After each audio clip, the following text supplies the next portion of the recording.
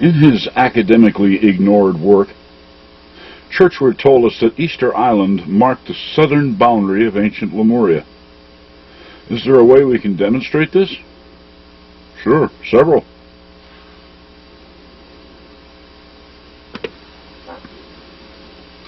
If you happen to have a globe of the Earth handy, draw a straight line over it from Giza, the grid central of remote antiquity, all the way westward to Easter Island.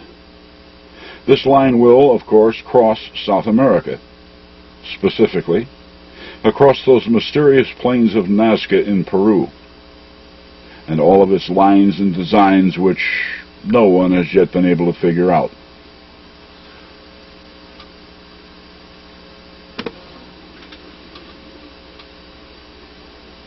One of the more interesting displays at Nazca is this one, the so-called Great Triangle.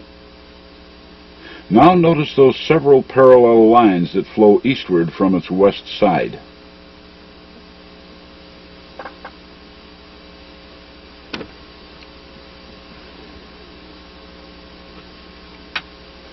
Why do they all point over toward Giza in Egypt?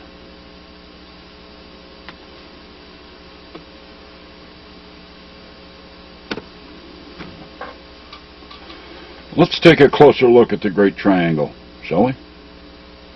The lines and designs at Nazca were made by two methods.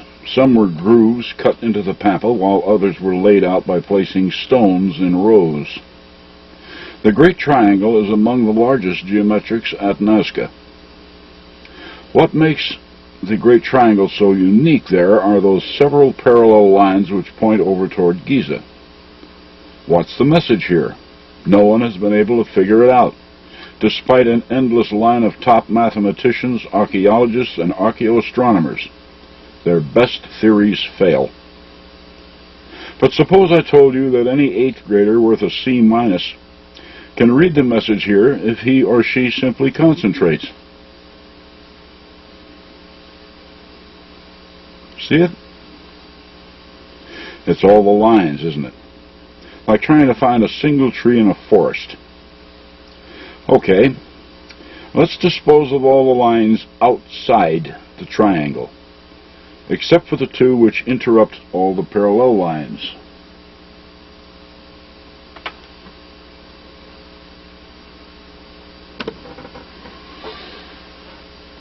There, that's better. We cut out the rest of the forest. Now the numbers are evident. 8 parallel lines to the west side. Of these 8 parallels, only 2 were allowed to continue eastward, where they meet 5 parallels. 8, 5, and 2, inside the triangle, where they are divided. The instruction then is to divide. 8 divided by 5 divided by 2 is 0.8. Hold that fractional number in your memory briefly. 0.8.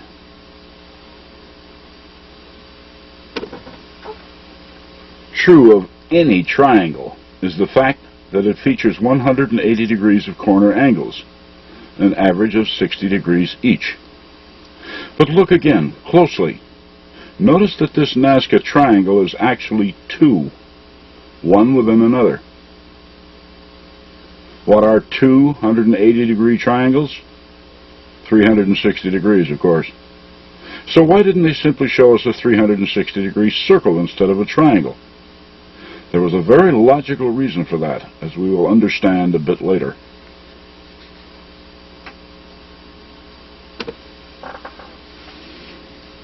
Back into your memory now and retrieve that 0.8 we were just talking about. Then multiply it by the 360 degrees of form, which gave us those numbers 8, 5, and 2. 0.8 multiplied by 360 degrees becomes 288. Now the 60-degree corners in the triangle. 288 times 60? 17,280.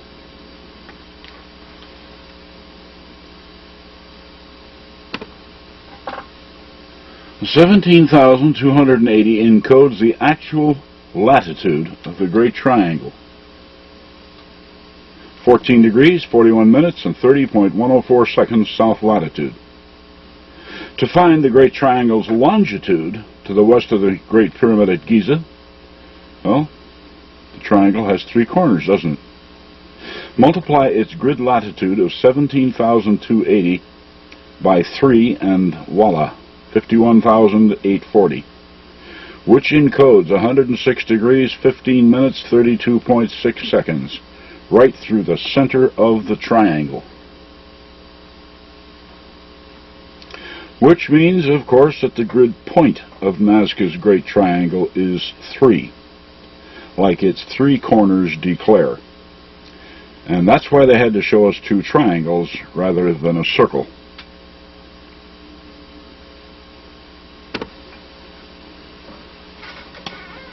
See? 8th grader material. Very simple. Nazca, then, was not the ancient astronaut spaceport that Van Daniken thought it was.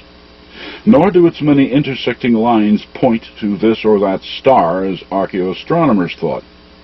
Nor are they pathways for superstitious Indians to follow in order to avoid contact with evil spirits. Nazca is the Rosetta Stone of the pyramid matrix system, and it speaks not to the stars, but to our own terrestrial ancient history, Earth history.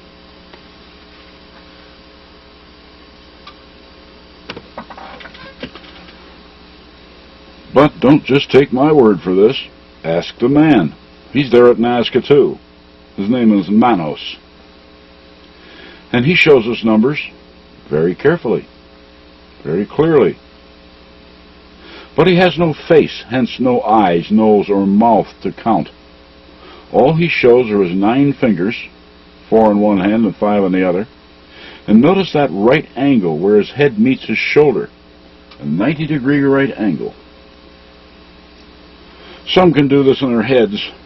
90 degrees times 9 times 4 times 5 equals 16,200, the figure which encodes Manos's latitude south of our equator. As for his West Giza longitude, well, that's why he shows us his 2 ears and 2 arms, 4. Multiply his grid latitude 16,200 by 4 and you can have his grid longitude, 64,800, itself encoding 106 degrees, 14 minutes, 43.6 seconds, which is exactly where Mr. Manos stands upon the Earth.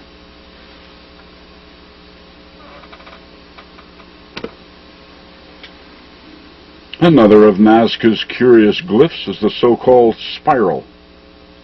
This spiral rests on top of a great needle. The bottom of this needle reaches the great rectangle. Rectangle on one end and a spiral on the other, both being obviously connected. What is mathematically true of any rectangle? Their corner angles will always total 360 degrees. Our first number then is 360. Next we go up to the spiral on top of the needle. We should enlarge this to have a better look at it.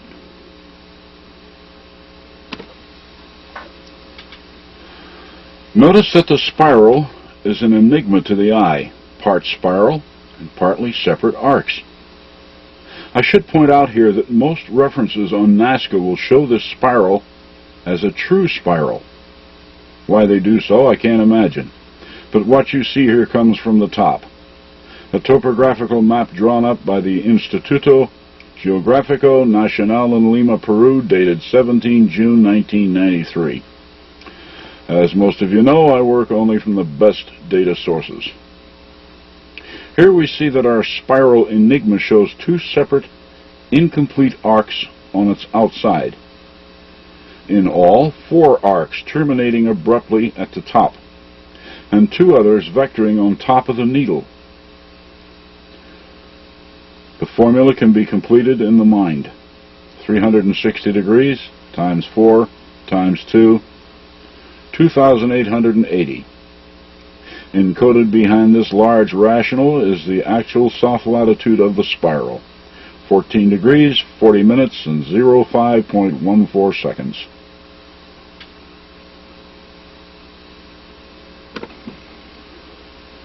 Nazca, the place of the lines and designs. That one place on the earth deemed most suitable for a blackboard capable of getting a written message through time itself. No wind, no rain, no snow, no erosion, and a place so hostile even to vegetation that weeds won't grow. Write something here and it will still be here 1,000 years from now.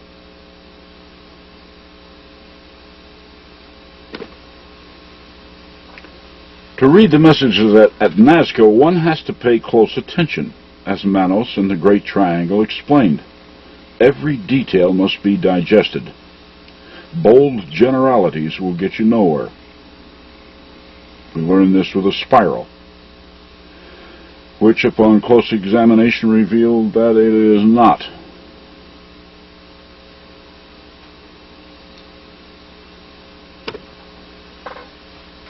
Immediately south of the Great Triangle is the Great Rectangle. It too can be decoded.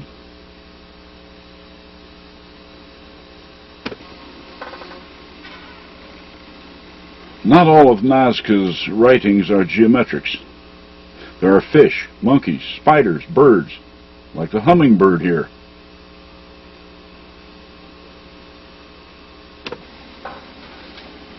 And the condor, another bird. Be careful with his wing feathers during the decoding process. 6 to the east and only 5 to the west. Birds. Remember those bird men statues on Easter Island? Enough said for now. Don't want to give you too much to think about at once, or it'll confuse, as do all those lines at Nazca. Better to explain the individual trees and let the rest of the forest take care of itself. The decoding of Nazca's writing, the pyramids, mounds, great earthworks, and such, is a rigid discipline, and fun for they who have their heads on straight. There are those who try it and can't do it properly, and that's too bad, because unless it's done right, they will never reach the code's higher levels of knowledge. That's where we leave the numbers behind us, work only with pyramids and maps, like the Tiwanaku-Akvatak polar Chinese scenario just presented. And there are even higher levels, beyond even the pyramid grid system, all the way up to hyperdimensionality itself. Care for a peek? Why not? Coming right up.